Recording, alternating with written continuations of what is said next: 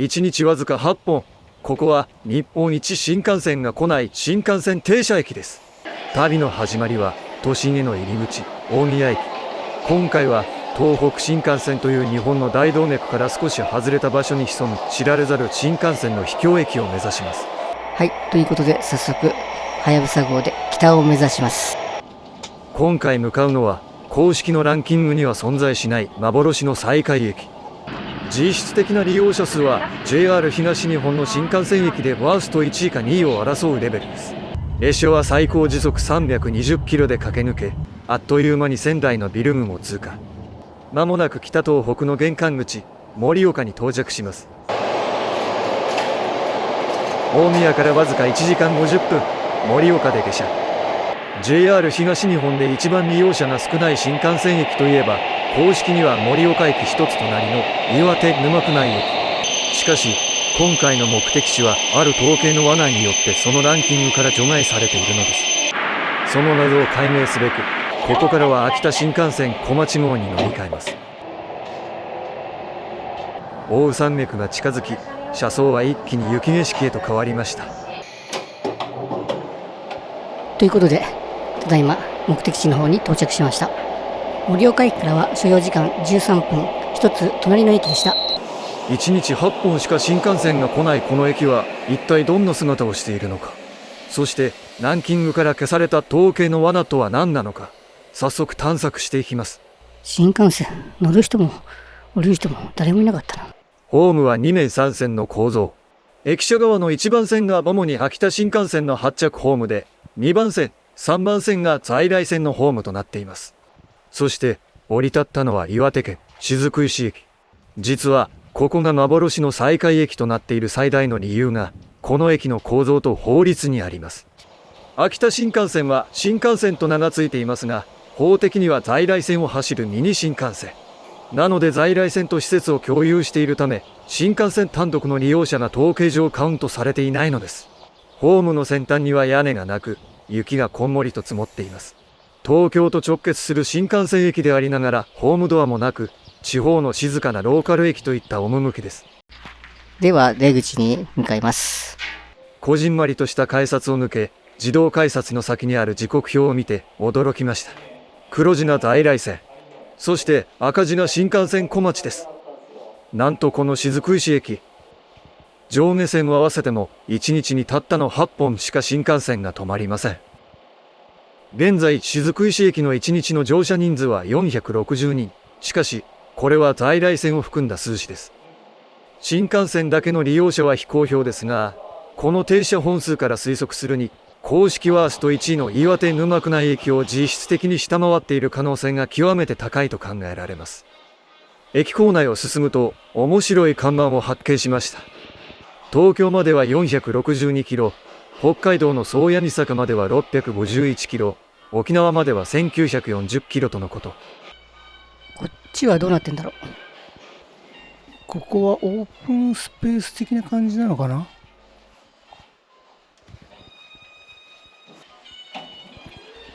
この左側のところがカフェでしたね。今日はお休みでした。まずは駅の南口へ。ロータリーは部分的に除雪されていますが、目立った商業施設は見当たらず、静かで小さな住宅街が広がっています。新幹線の停車駅特有のにぎわいはここにはありません。立派な屋根付きの駐輪場がありますが、街の規模を考えると全て埋まることはなさそうです。こちら側はお店全然ないな。もうちょっと先に進んでいます。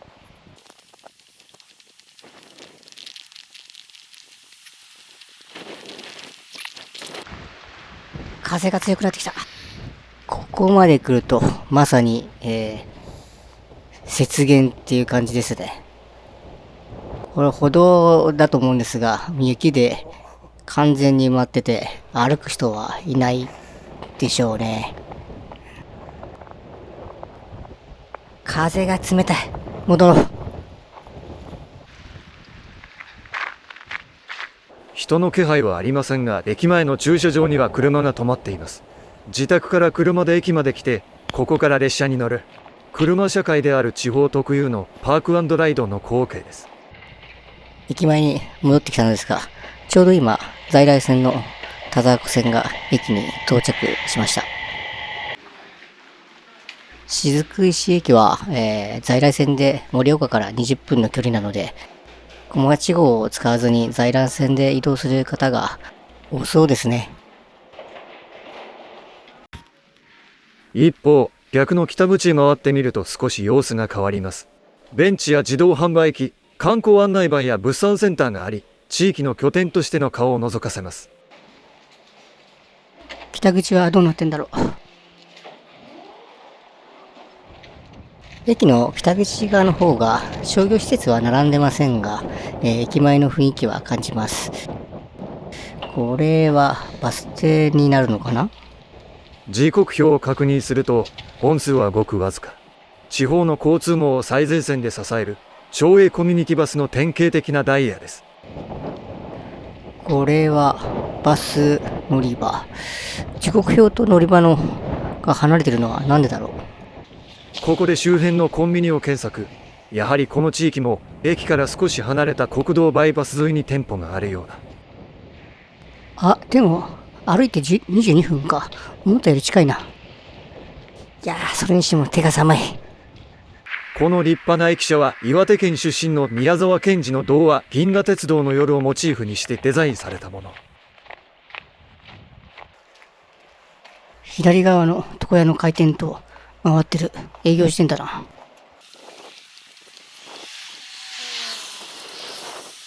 北口には数軒の個人商店の姿もあり、かつての駅前のにぎわいの名残を静かに伝えています。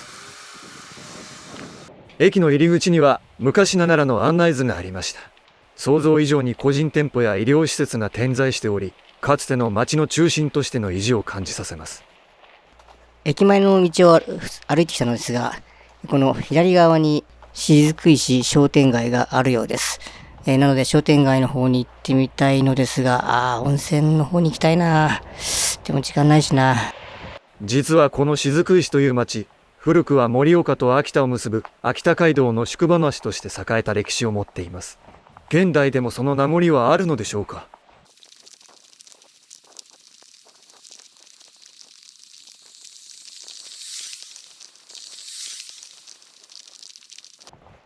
バス停を発見ですね。岩手県交通と書いてあるので、先ほどのコミュニティバスとはまた違う系統なのかな。ただ、運行ダイヤは似てます。この辺りは商店街というより住宅街なんだが、商店街はもうちょっと先なのかな。さらに進んでみよう。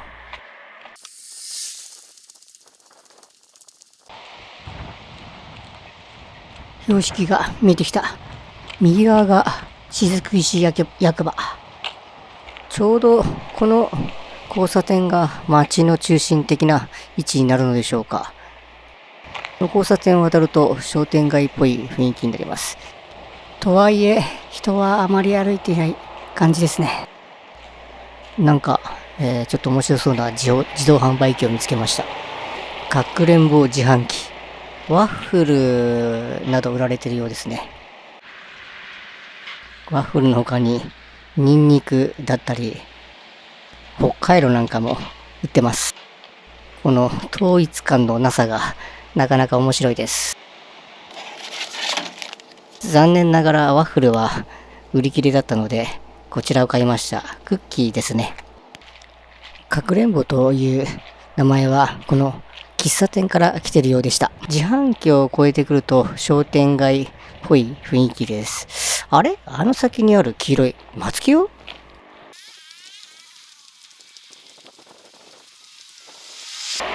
看板は似てましたが、有名なドラッグストアの松木よではありませんでした。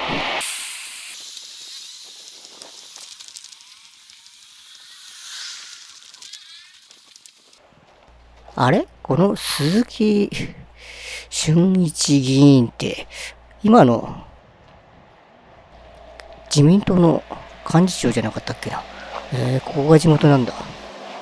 今歩いているこの商店街の通り、ここが国道46号のメインルートでした。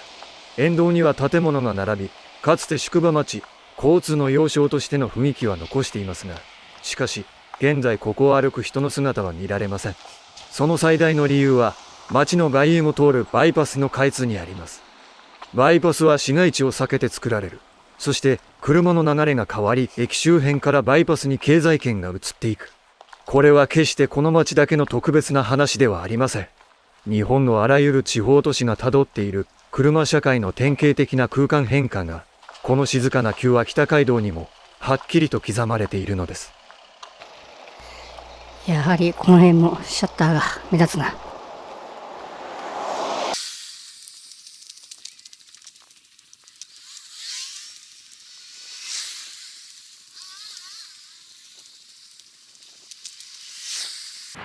この辺までかな、商店街は。